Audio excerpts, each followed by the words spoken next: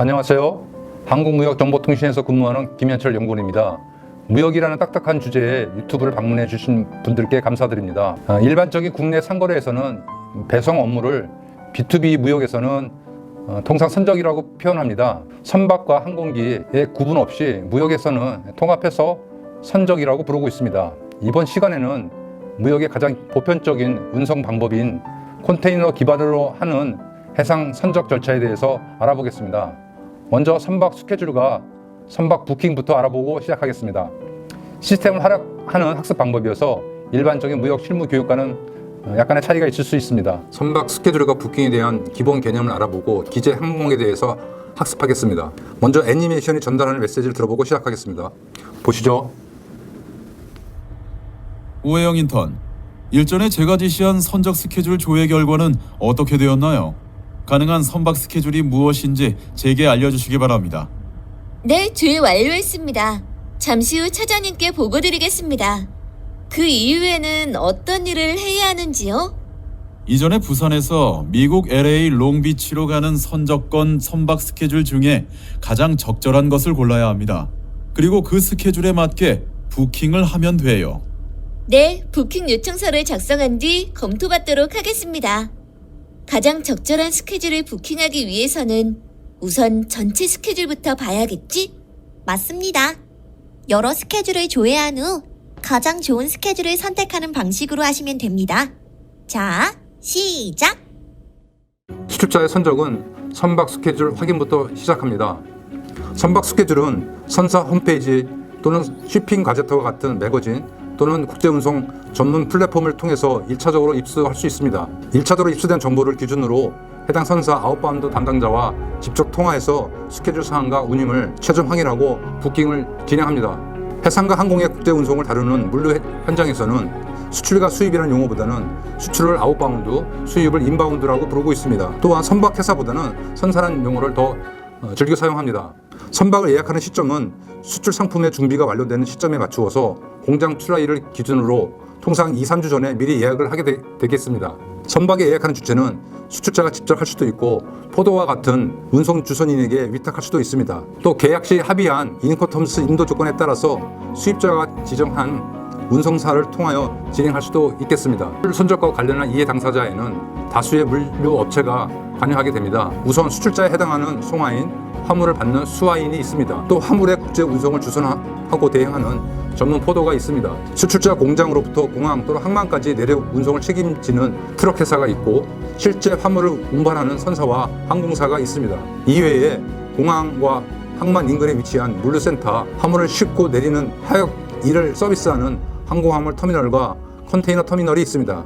그 외에 정부 기관으로서 세관, 항망청, 위험물 검사 기관, 그리고 검역 기관 등이 있습니다. 화물의 국제 운송에 있어서 매우 중요한 역할을 하는 것이 포도가 되겠습니다. 포도는 일상생활에서 여행사의 역할을 해당한다고 비교할 수가 있겠습니다. 포도는 수출자로부터 국제 운송 의뢰와 화물을 받아서 선사와 항공사에 다시 부킹하고 선적 요청을 진행합니다. 또한 독립된 운송 주권을 발행하기도 합니다. 포도는 출발지에서 목적지까지 전 과정에 관여해서 화물 인수와 인도 과정을 조율하고 통제하는 역할을 하게 됩니다. 포도는 선사와 항공사 입장에서는 훌륭한 고객이면서 국제 운송 시에는 책임의 주체이기도 합니다. 특히 화물의 국제 운송은 수출자가 항공사와 직접 컨택하지는 못하고 지정된 대리점이나 포워더를 통해서만 가능하겠습니다. 포워더는 미국에서는 MVOCC라고도 표현합니다. Non Vessel Operation Common Carrier의 약어가 되겠습니다.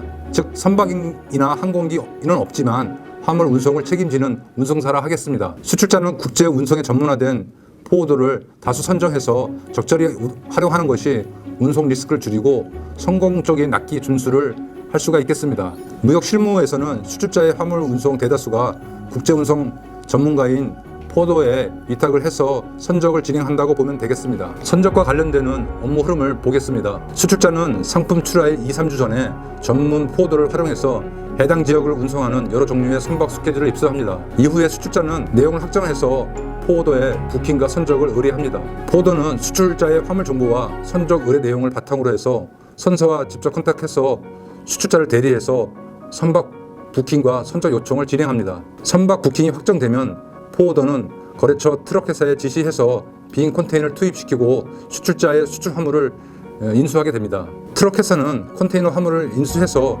지정된 선박회사 컨테이너 터미널로 마감 시간 이내에 반입하게 됩니다. 이후 해당 선박의 컨테이너가 선적이 완료가 되면은 포더는 수출자에게 포더 명의로 선화증권을 발급합니다. 이것을 통상적으로 실무에서는 하우스 BL이라고 합니다. 선사가 포더에게 발행하는 마스터 BL에 대비되는 선화증권이라 하겠습니다. 수출자는 포더로부터 받은 하우스 BL을 활용해서 은행 또는 수입자에게 전달해서 수출 대금을 회수하게 됩니다.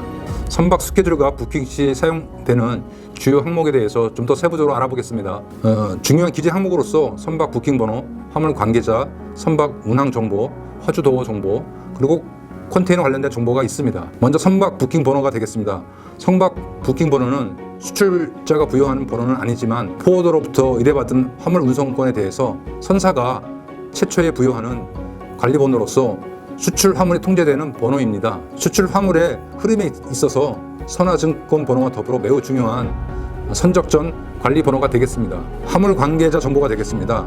화물 관계자 정보에는 수출자인 송화인, 수입자인 수화인, 화물이 도착이 됐을 경우 연락받는 통지처, 그리고 컨테이너 정기 운항 라이너에 해당하는 선박 회사를 기재하게 되겠습니다. 선박 회사 관점에서는 포워더가 고객이 됩니다. 포워더와 구분하기 위해서 수출자를 실제 화주의 준말인 실화주라고도 부르고 있습니다. 다음에는 선박 운항 정보가 되겠습니다. 선박 운항 정보에는 선적항과 도착항, 선박명과 항차 방향이 있습니다. 그 외에 출발 예정일자, 도착 예정일자와 마감일자가 있습니다. 여기서의 항차는 서비스 노선의 운항 횟수 일련 번호를 의미합니다. 항차는 선박이 운항하는 방향에 따라서 동서남북의 약어를 합쳐서 만들기도 합니다. 예를 들어서 선박 운항 시 부산항을 기준으로 미주 방향으로 가는 경우 이스트의 머리 글자 알파벳 E를 따고요. 유럽으로 가는 경우는 웨스트의 머리 글자 알파벳 W를 따서 구분해서 합쳐서 항차를 만들어 사용하기도 합니다. 출발 예정 일자를 ETD라고 합니다. ETD는 Estimate Time of Departure에 축약된 용어가 되겠습니다. 도착 예정 일자를 ETA라고 합니다. Estimate Time of Arrival에 축약된 용어입니다. 이 두 가지 예정 일자를 통해서 수출자와 수입자는 화물 운송 시기를 예측할 수 있습니다. 추가해서 선적과 관련해서 실무에서 중요한 날짜로서 서류 마감일자와 화물 마감일자가 있습니다. 서류 마감일자는 수출자가 부킹한 이후에 선전 요청서, 수출 신고 필증, 총중량 명세서와 같은 무역 서류를 준비해서 포도에 반드시 전달해야 하는 최종 데드라인 날짜를 의미합니다. 마찬가지로 화물 마감일자는 수출용 컨테이너 화물이 수출자 공장 또는 창고를 출발해서 지정된 부두에 반입되는 최종 데드라인 날짜가 되겠습니다. 이 두 가지 마감 일자는 선사가 세관에 신고하고 컨테이너 하역 업무에 요구되는 최대의 한해 날짜이기도 합니다. 실무에서는 두 가지 마감 일자를 기준으로 해서 컨테이너 화물 업무가 처리된다고 보면 되겠습니다. 만약에 마감 일자를 넘기게 되면은 해당 배에 선적이 안 되고 다음 배에 실린다고 하겠습니다. 하주도 컨테이너 정보가 있습니다. 하주도라 하면은 하주 문전을 의미합니다. 도어라는 용어를 물류업체에서는 자주 사용하게 됩니다. 실무에서 화주도어란 컨테이너 차량에 들어가는 수출자의 공장이라든가 창고의 위치가 되겠습니다. 따라서 수출자의 주소와 담당자 연락처 등을 기재하겠습니다. 하주도어 정보에 추가해서 컨테이너 사이즈, 컨테이너 수량, 화물의 총 포장 개수를 기재하면 되겠습니다. 교육 시스템이 제공하는 예제문을 활용해서 선박 스케줄과 부킹 연습을 더 해볼 수가 있습니다. 예제 리듬과 입력을 통해서 초보자도 문서 작성 감각을 쉽게 익힐 수 있습니다. 이상으로 간략하게 선박 스케줄과 부킹에 대해서 알아보았습니다. 무역업체 입장에서 선적은 간접적인 업무이고 생소한 환경이어서 자칫 소홀히 할 수 있습니다. 선적은 수출 통관, 대금 결제, 회계 관리와도 이어지기 때문에 수출 실무자들은 해상과 항공의 화물 흐름을 구분해서 이해하고 있어야만 합니다. 긴급시 통제할 수 있고 대응할 수 있어야겠습니다. 수출 화물이 선적되는 곳으로 공항망 터미널로 부산 신항만의 컨테이너 터미널과 인천공항의 화물 터미널이 있습니다. 무역 실무자들은 포워더 또는 선사에 부탁을 해서 반드시 두 곳 모두 현장 견학을 할 것을 권장합니다. 컨테이너 터미널의 규모와 크기, 장비가 너무 중후장대해서 압도당할 것입니다. 아울러 대한민국이 무역 강국이고 우리가 무역인임에 프라이드를 갖게 될 것입니다. 다음 시간에는 선적 요청서와 선화증권에 대해서 알아보겠습니다.